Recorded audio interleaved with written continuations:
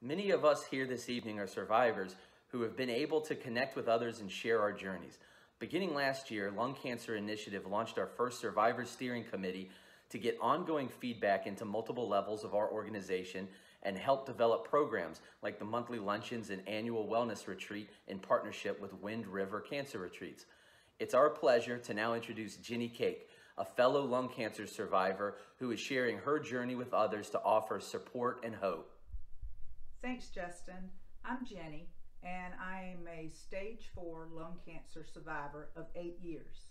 I was diagnosed in 2013. I was scheduled to go on a business trip to China. I worked at Duke for 42 years, and I had a pain in the middle of my back. I'm a very active person, so I thought that maybe I'd pulled a muscle or something. So, most people think, well, let's go get a muscle relaxer so I can sit 14 hours on a plane. I called my primary care physician at Duke, and she was able to work me in 8:30 that morning. She checked everything. She said everything looked good, but just because I was so active that she thought I should get an x-ray just to make sure I hadn't cracked something. So that was 8:30 in the morning. By 11:30, she called me to let me know that they saw something that she didn't like on the x-ray. So she immediately wanted me to get an MRI and a CT scan. As you can imagine, my heart just sort of dropped. I had a full day that day, but told my secretary, I was like, you got to cancel everything. I gotta get home. And she mentioned the C word. And both of my parents died of lung cancer. So as you can imagine, I was immediately like, oh my God. But I am the type of person that I try not to worry too much unless I have something to worry about. I'm more of an actions and results girl. So I came home. My husband had just retired in May. This was October. He was sitting on the screened-in porch.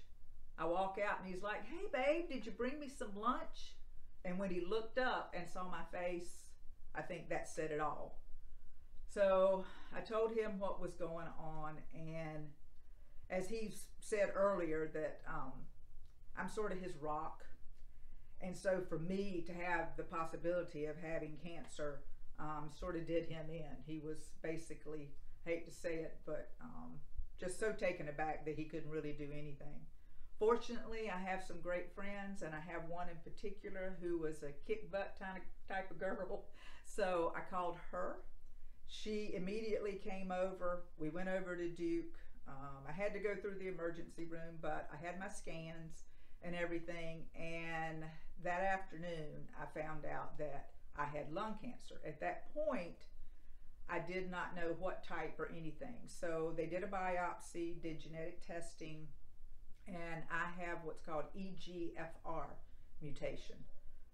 Luckily, that's one that can be treated with a targeted therapy, so I take a pill every day.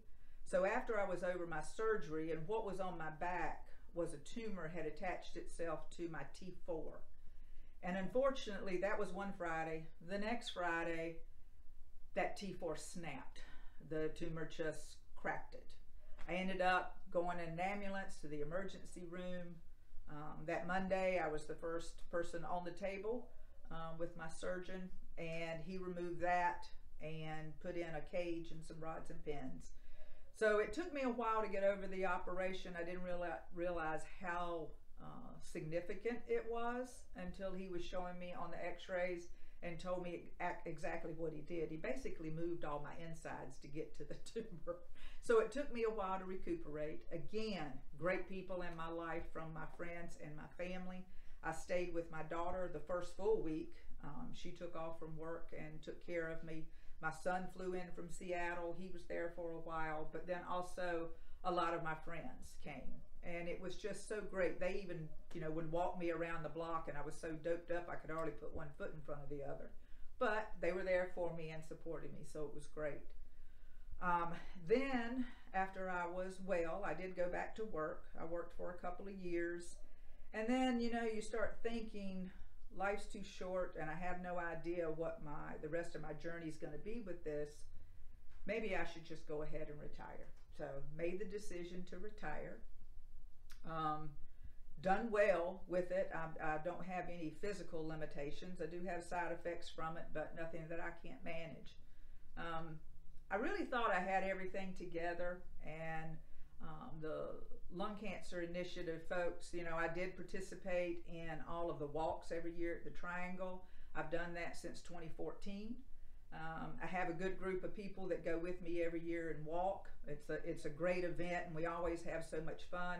My grandson has a ball because they have face painting and all kinds of things for the kids, so he loves it. I've also resisted, I guess I would say, the wellness retreats that they've had in the past. I've been invited, but I was like, I've got my stuff together. I don't need anything like that. And then COVID hit. And so you're by yourself for so much that I was like, well, you know, maybe this year I'll give it a try. And we did it virtually. It was not in person. We did everything via Zoom. And it was such a great thing. I can't believe that I got so much out of it that I did. There's a lot of things that they teach us to do that helps with our anxiousness. If you're getting ready to go for a scan, some of the things you can do to calm yourself, because all of us get really anxious during that time. I also met some fellow survivors who I bonded with, and I love seeing them as much as I can on Zoom, and we still get together and have tea times. So that's really great. But there's also the thing, I think, that we have the monthly lunchings with LCI where we do a Zoom, and we basically just get on and chat. We talk about current things, like when everybody was trying to get their COVID shots. It was basically, I hate to say, a fiasco around this area, but everybody was giving tips on, oh, I got it there, or I went here. So that worked out great for one of the sessions. And so I try to attend those as much as I can, because Colleen and Jenny and all of them are just so kind to put all that together. So I also try to think, what is it that's kept me going all this time? Because you hear the word lung cancer, and especially in my circumstance where I had both my parents die pretty quickly after they were diagnosed, I think the best thing for me is just to think positively. I do believe in the power of the subconscious mind, that you are what you tell yourself. And so I have a little mantra, and that's one of the things we talked about in the wellness retreat also, is that every night I say, I am healthy and whole. And I go to sleep thinking that. I wake up in the morning, think about who I'm grateful for, what life has to give me that I'm experiencing every day.